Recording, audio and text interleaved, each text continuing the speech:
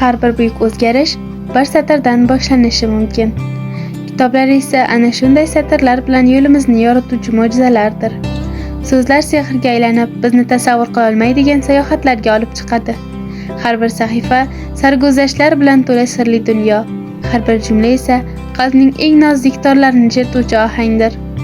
Ular bizni kuldiradi, yig'latadi, chuqur o'yga toldiradi va ba'zida butun hayotimizga yangi ma'no baxsh etadi. Kitob bu muallif tuyg'ularidan o'quvchining ongiga yetib boradigan samimiy safardir. Ana shunday safarlardan biriga sizni ham chorlamoqchiman.